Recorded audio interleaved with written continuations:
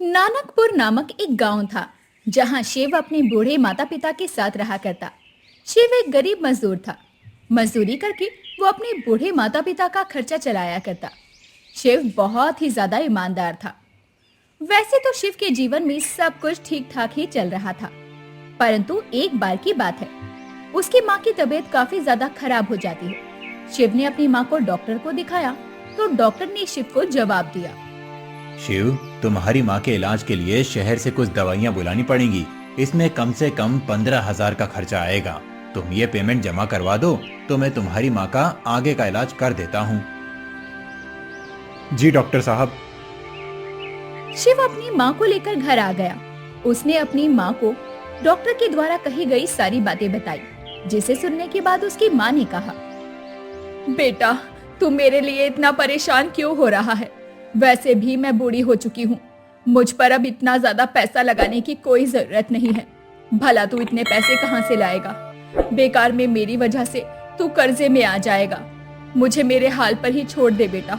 मेरी जिंदगी के जितने भी दिन बचे हैं मैं काट लूंगी। माँ, तुम पैसों की चिंता मत करो, उसका कुछ ना कुछ इंतजाम मैं कर ही लूंगा। बस तुम अपना ख्याल रखो। अगले दिन शिव सेठ जी के पास गया और सेठ जी के पास जाकर बोला, सेठ जी, मेरी माँ बीमार हैं। उनके इलाज के लिए मुझे कुछ पैसों की जरूरत है। आप ऐसा कीजिए, दिन के साथ साथ मुझे रात में भी काम पर रख लीजिए, लेकिन मुझे थोड़े पैसे ज्यादा दे दीजिएगा ताकि मैं उनका इलाज करवा सकूं। शिव, अगर तुम रात में काम कर सकते हो तो ठीक है, मुझे कोई एतराज नहीं है। तुम दिन में भी काम कर लिया करो और रात में भी। तुम्हें तो पता है कि गोदाम में बहुत सारा काम रहता है। मैं तुम्हें 2 गुने पैसे दे दिया करूंगा। अब सेठ जी के यहाँ दिन रात शिव काम करने लगा। लगभग 1 हफ्ता बीत चुका था। शिव दिन रात एक करके सेठ जी के यहाँ काम करता। सेठ जी ने शिव को परमानेंट नौकरी दे दी थी। शिव को अब कम पगार पर सेठ जी ने रखा था। इस पर शिव सेठ जी के पास आता है और उनसे कुछ एडवांस पैसे मांगता है, क्योंकि शिव जी की माँ के इलाज में पैसे बहुत ज्यादा खर्च हो रहे थे। सेठ जी, मैं कह रहा था कि मुझे कुछ पैसे एडवांस मिल जाते तो बहुत अच्छा होता। मैं अपनी माताजी का इलाज करवा लेता। मैं तो आपके पास काम कर ही रहा हूँ। देखो शिव, तुम पहले ही मुझसे बहुत कर्जा ले चुके हो। अब अगर तुम एडवांस लेकर भी खर्च कर लोगे तो तुम्हारा घर कैसे चलेगा? सेठ जी, वो मैं बाद में देख लूंगा, लेकिन फिलहाल तो मेरी माँ का इलाज कराना मेरे लिए बहुत ज्यादा जरूरी है। ठीक है शिव, मैं तुम्हें ये पैसे एडवांस दे देता हूँ।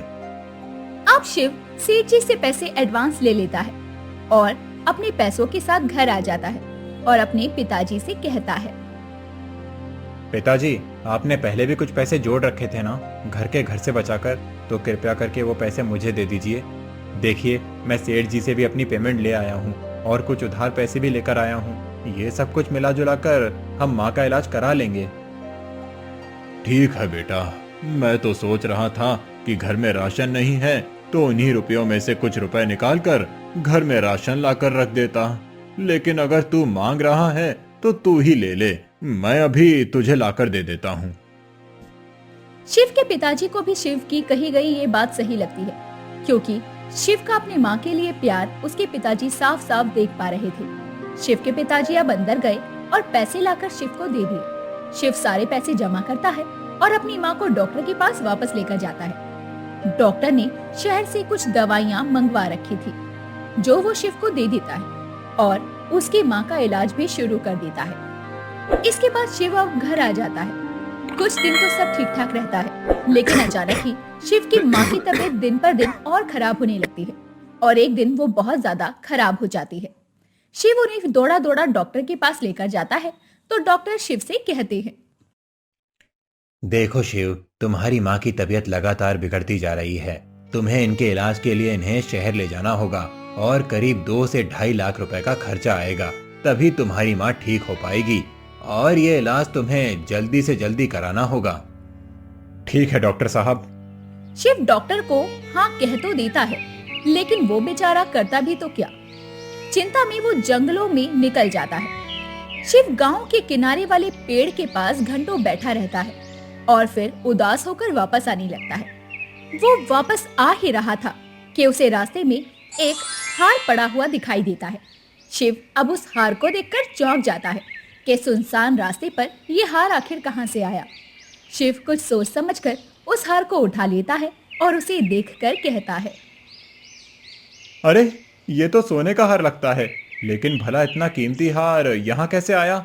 ये तो राजमहल का लगता है महाराज के परिवार से कोई इधर घूमने आया था और ये हार गिर गया। मैं इसे वापस कर देता हूँ। शिव कुछ कदम आगे चलता है कि तभी अचानक वो फिर से रुक जाता है। शिव के अंदर से एक आवाज आती है, शिव, ये तू क्या कर रहा है? ये हार तुझे भगवान ने यहाँ पर पहुँचा कर दिया है। इस हार को अगर तूने वापस कर दिया तो तेरी माँ मर भी सकती है। ये हार खुद चलकर तेरे पास आया है। इसे बेच दे। इसे बेचने से तेरी सारी समस्याएं खत्म हो जाएंगी। नहीं नहीं, मैं ये हार कैसे बेच सकता हूँ? अगर मैंने ये हार बेच दिया तो ये तो चोरी कहलाएगी। अरे नहीं नहीं, इसे चोरी नहीं कहते। मैंने राजमहल जाकर चोरी थोड़ी की है। ये हार तो मुझे पड़ा हुआ मिला है। मुझे इसे बेच देना चाहिए। हाँ, ये सही रहेगा। मुझे ये हार बेच देना चाहिए और अपनी माँ का इलाज करवा लेना चाहिए। यही सोचकर शिव उस हार को लेकर जौहरी सीताराम के पास गया। उसने सीताराम को वो हार बेच दिया और मिले हुए पैसों से अपनी माँ का इलाज करवाया। इस तरह शिव की माँ बिल्कुल ठीक हो गई। शिव इस बात से बहुत खुश था। दूसरी तरफ उस राज्य के महाराज की पुत्री कनिका महाराज के पास आई और बोली, महाराज, आपके सैनिक मेरा हार कितने दिनों से ढूंढ रहे हैं, लेकिन वो अभी तक ढूंढ नहीं पाए। महाराज, मुझे किसी भी कीमत पर वो हार चाहिए। मुझे वो हार बहुत प्रिय था। मैं उसे हमेशा अपने पास रखती थी। अब जब तक वो हार मुझे नहीं मिलेगा, मैं अन्न का एक दाना भी ग्रहण नहीं करूंगी। आप मुझे कहीं से भी वो हार ढूंढ कर लाइए। अरे नहीं नहीं बेटी, ऐसी बात मत करो। मंत्री जी, आप ऐसा करो कि राज्य के और सैनिकों को उस हार को ढूंढने के लिए भेजो। अगले 2 दिनों में वो हार मिल जाना चाहिए। वो मेरी बेटी का पसंदीदा हार था। मुझे 2 दिनों में वो हार किसी भी कीमत पर वापस चाहिए। जी महाराज, वैसे तो राज्य के सभी जंगलों को, तालाब के पास और जिस रास्ते पर राजकुमारी गई थी, हमने सब जगह उस हार को ढूंढ लिया। वो हार कहीं नहीं मिला। मुझे लगता है कि शायद उस हार को उठाकर किसी ने जौहरी के पास भेज दिया है। अब ऐसा करते हैं कि हर जौहरी की तलाश लेते हैं। मुझे यकीन है कि ऐसा करने पर वो हार कहीं न कहीं तो मिल ही जाएगा। इसके बाद मंत्री जी कुछ सैनिकों को लेकर हर जौहरी के यहाँ हार तलाश करवाते हैं। मंत्री जी सीताराम की भी दुकान की तलाशी लेते हैं, तो राजकुमारी का हार वहाँ मिल जाता है। इस पर मंत्री जी कहते हैं, सीताराम, ये हार राजकुमारी जी का है। सच सच बताओ कि ये हार तुम्हें कहाँ से मिला। अगर तुमने झूठ बोला तो तुम अपनी जान से जाओगे। मंत्री जी, ये आप कैसी बातें कर रहे हैं? मैं झूठ क्यों बोलूंगा? कुछ ही दिनों पहले शिव इस हार को लेकर आया था। उसने कहा कि ये हार उसका है, तो मैंने उससे ये हार खरीद लिया और उसे पैसे दे दिए। कहाँ रहता है ये शिव? हमारे ही गांव में रहता है मंत्री जी। इसके बाद मंत्री जी शिव के पास आते हैं और शिव से कहते हैं, क्या तुमने ही राजकुमारी जी का हार चुराया था? ये हार तुमने ही सीताराम को बेचा था? अब हार देखकर शिव बिना डरे मंत्री को सब कुछ सच सच बता देता है। जी मंत्री जी, ये हार मैंने ही सीताराम को बेचा था, लेकिन मैंने इसे चुराया नहीं था, बल्कि ये हार मुझे जंगल के किनारे वाले रास्ते पर पड़ा मिला था। क्या तुम्हें नहीं पता था? ये हार राजकुमारी जी का है। अब तुम्हें महाराज के पास चलना होगा। अब तुम्हारा फैसला वही करेंगे कि तुम चोर हो या नहीं। जी मंत्री जी, चलिए। मंत्री जी शिव को महाराज के सामने लाकर पेश कर देते हैं और वो हार देते हुए सारी बात महाराज को बताते हैं। महाराज, शिव कहता है कि उसने चोरी नहीं की है, बल्कि उसने ये हार मजबूरी में बेचा है। क्या तुम्हें पता नहीं था कि ये हार राजमहल का है? बिल्कुल पता था महाराज कि इतना कीमती हार केवल राजमहल का ही हो सकता है। तो फिर तुमने इस हार को वापस क्यों नहीं किया? मेरी मजबूरी थी महाराज। कैसी मजबूरी? महाराज, मेरी माँ बहुत बीमार थी और उनके इलाज के लिए मुझे बहुत सारे पैसों की जरूरत थी, जो मुझे कहीं से नहीं मिल पा रहे थे। जब मैंने इस हार को देखा तो मैंने सोचा कि अगर मैं इस हार को बेच दूं तो मैं अपनी माँ का इलाज करवा सकता हूँ। और उनकी जान बचा सकता हूँ, और बस इसीलिए मैंने उस हार को सीताराम जी को बेच दिया और आए हुए पैसों से मैंने अपनी माँ का इलाज करवा लिया। शिव, मैं किसी भी मजबूरी को नहीं मानता। यह सीधे सीधे चोरी है। चोरी की सजा राजमहल में उम्र कैद की है और मैं तुम्हें उम्र कैद की सजा सुनाता हूँ। मंत्री जी, इसे जेल में डलवा दीजिए। ये सारी बातें राजकुमारी पीछे खड़ी हुई सुन रही थी। जैसे ही ये सारी बातें कही तो राजकुमारी बोली, नहीं पिताजी, इसे उम्र कैद देने की कोई जरूरत नहीं है। ये शायद सच बोल रहा है। इसने मजबूरी में चोरी की होगी। इसकी आंखों में मुझे सच्चाई नजर आ रही है। ये झूठ नहीं बोल रहा। मैं ये चाहती हूँ कि आप इसे एक मौका दे दीजिए और माफ कर दीजिए। हाँ बेटी, परंतु हम इसे नहीं छोड़ सकते। अगर हमने इसे ऐसे ही छोड़ दिया तो पता नहीं कल को ये फिर से कोई चोरी करे। ठीक है महाराज, अगर आप इसे सजा ही देना चाहते हैं तो इसे राजमहल के कार्यों के लिए रख लीजिए। इससे आपकी भी बात रह जाएगी और मेरी भी बात रह जाएगी। ठीक है मंत्री जी, इससे राजमहल के बाग बगीचे की सफाई के लिए रख लीजिए। और इस तरह शिव महाराज के बगीचे में साफ सफाई का काम करने लगा। शिव बहुत ही मेहनत और लगन से साफ सफाई का काम किया करता और किसी को भी शिकायत का कोई भी मौका नहीं देता। और मिले हुए पैसों से वो अपनी माँ और पिताजी के लिए जरूरत का सामान इकट्ठा किया करता। उन्हें खर्चे के लिए पैसे भेज दिया करता। राजकुमारी शिव को रोज काम करता हुआ देखती थी और एक दिन वो मन में सोचती है, शिव दिखने में कितना सुंदर है और साथ में कितना मेहनती और ईमानदार भी है। पिताजी माने या ना माने, मैं तो मानती हूँ कि शिव ने मजबूरी में ही चोरी की है, वरना शिव जैसा इंसान चोर नहीं हो सकता है। उसकी आंखों में मुझे सच्चाई नजर आती है और जो अपने माता पिता के बारे में इतना सोचता है वो किसी और का सामान भला कैसे चुरा सकता है।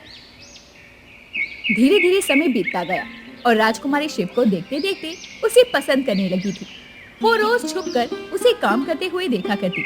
एक दिन की बात है, महाराज ने राजकुमारी को अपने कक्ष में बुलाया और उससे बोले, राजकुमारी कनिका, तुम विवाह योग्य हो गई हो और तुम्हारे लिए अलग अलग राज्यों से बहुत खूबसूरत और बहादुर राजकुमारों के रिश्ते आ रहे हैं। मैं चाहता हूँ कि तुम उनमें से किसी राजकुमार को पसंद कर लो ताकि मैं तुम्हारा विवाह उस राजकुमार के साथ कर सकूं। महाराज, मुझे थोड़ी समय की जरूरत है। इस प्रश्न का उत्तर मैं आपको कल दूंगी। अगले दिन सुबह बगीचे में शिव पानी डाल रहा था। तभी राजकुमारी शिव के पास आई और शिव से बोलने लगी, शिव, मुझे तुमसे कुछ बहुत जरूरी बात करनी है। जी राजकुमारी जी, कहिए, आपको क्या कहना है? शिव, मैं तुम्हें रोज देखती हूँ। तुम बहुत मेहनती और ईमानदार इंसान हो। धन्यवाद राजकुमारी। लेकिन मैं तुमसे ये कहने नहीं आई थी। मैं तो तुमसे कुछ और कहना चाहती हूँ। अच्छा, तो आप क्या कहने आई थी राजकुमारी? यही कि मैं तुम्हें पसंद करने लगी हूँ और मैं तुमसे विवाह करना चाहती हूँ। कनिका की बात को सुनकर शिव चौंक गया, क्योंकि वो जानता था कि शिव और कनिका का ओहदा मेल नहीं खाता है। और ये बात सुनकर शिव ने उत्तर दिया, राजकुमारी जी, ये आप कैसी बातें कर रही हैं? आप राजकुमारी हैं और मैं आपके राजमहल का एक नौकर, जिसे राजमहल में काम करने की सजा मिली है। भला मैं आपसे विवाह करने की सोच भी कैसे सकता हूँ? कृपया करके इस बात को आप भूल जाइए राजकुमारी जी। ऐसा कहकर शिव अपना काम फिर से करने लगा और राजकुमारी बोली, नहीं शिव, मैंने सोच लिया है कि अगर मैं विवाह करूंगी तो केवल आपसे करूंगी, वरना आजीवन कुंवारी रहूंगी।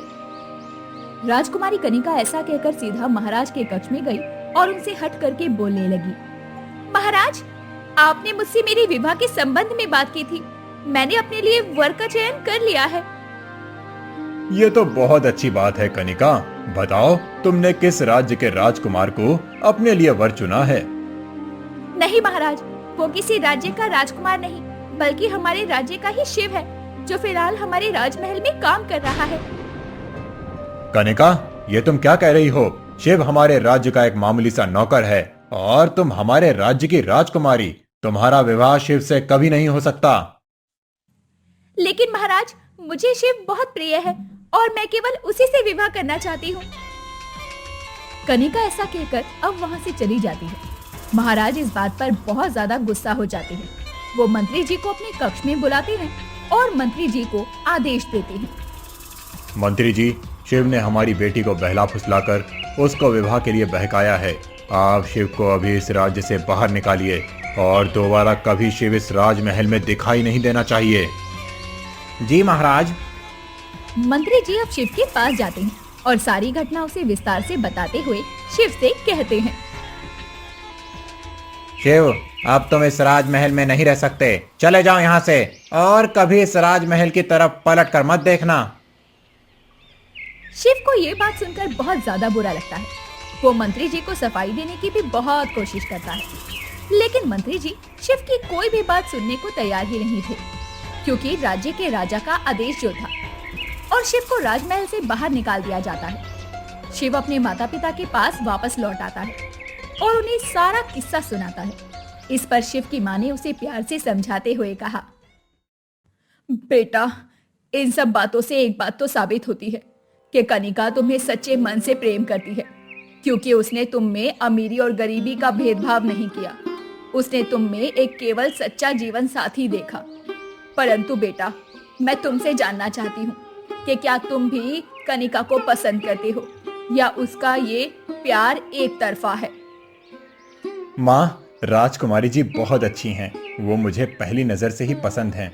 परंतु माँ, वो राजकुमारी हैं और मैं एक नौकर।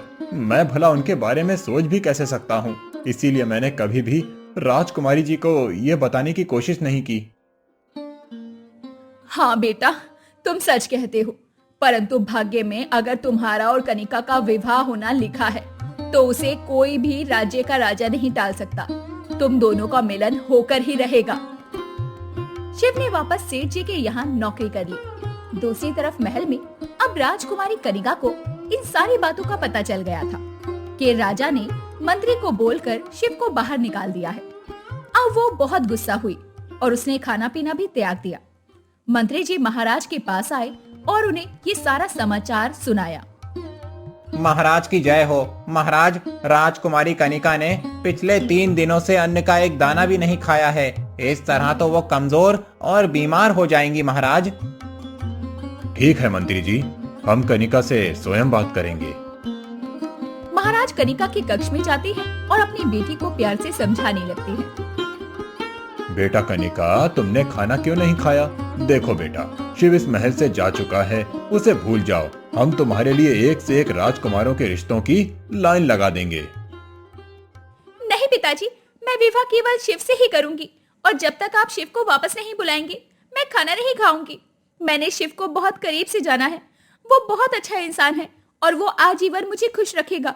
उसके पास धन नहीं है तो क्या हुआ, उसका मन बहुत अच्छा है। नहीं कनिका, तुम्हारी ये जिद पूरी नहीं की जा सकती। ऐसा कहकर महाराज गुस्सा होकर कक्ष से चले जाते हैं। अगले 3 दिनों के बाद राजकुमारी की तबीयत कुछ ना खाने पीने से बहुत खराब हो जाती है। तब राजा वैद्य को बुलाते हैं और राजकुमारी का अच्छे से विश्लेषण किया जाता है। वैद्य महाराज को बताते हैं, महाराज, राजकुमारी जी की नब्ज लगातार डूबती जा रही है। इतनी दवाइयां देने के बाद भी उन पर दवाइयों का कोई असर नहीं हो रहा है। शायद राजकुमारी जीवित नहीं रहना चाहती हैं।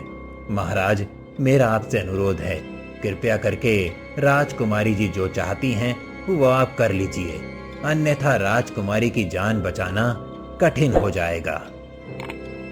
अब वैद्य जी ऐसा कहकर चले जाते हैं। महाराज को अब राजकुमारी की बहुत चिंता सताने लगी थी।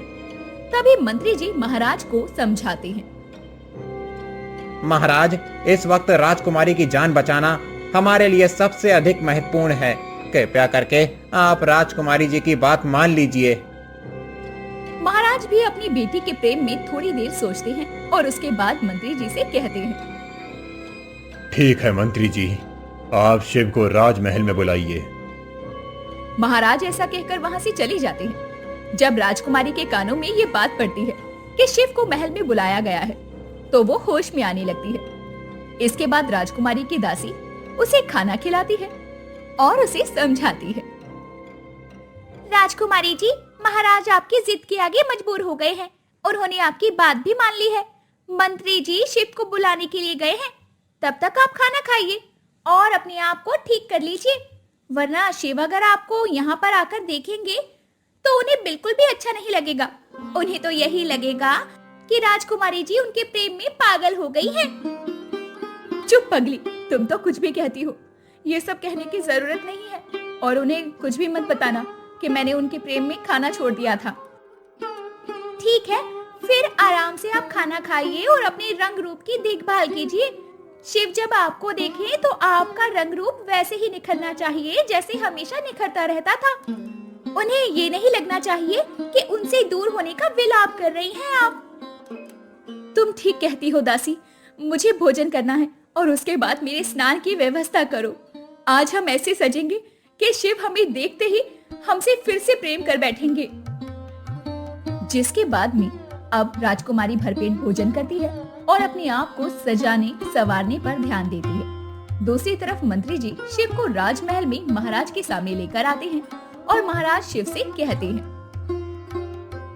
शिव, तुम जब यहाँ पर पहली बार आए थे तब तुमने मुझसे कहा था कि तुमने वो हार मजबूरी में बेचा है और मैंने तुम्हें कहा था कि मजबूरी जैसा कुछ नहीं होता, परंतु आज मैं समझ गया हूँ कि तुमने सच कहा था। व्यक्ति को मजबूरी में भी वो करना पड़ता है जो वो करना नहीं चाहता। उस समय हार चुराना तुम्हारी मजबूरी थी और आज कनिका का तुमसे विवाह कराना मेरी मजबूरी है। मैं कनिका का और तुम्हारा विवाह प्रस्ताव स्वीकार करता हूँ। इसके बाद महाराज को शिव के चरित्र का अनुमान हो जाता है। उन्हें समझ में आ जाता है कि शिव एक अच्छा इंसान है और वो हमेशा कनिका को खुश रखेगा। अब महाराज भी शिव और कनिका की धूमधाम से शादी करा देते हैं। शिव सच में एक नेक दिल इंसान था। कनिका से विवाह के बाद अब महाराज की गद्दी भी शिव ही संभालता है और मजबूरी से शुरू हुआ ये किस्सा अब शिव की किस्मत को ही बदल कर रख देता है। दोस्तों, क्या आपकी जिंदगी का भी कोई ऐसा किस्सा है जिसने आपकी किस्मत को बदल कर रख दिया हो? हमें कमेंट करके जरूर बताएं और ऐसी ही कहानियों के लिए चैनल को सब्सक्राइब करना बिल्कुल ना भूलें।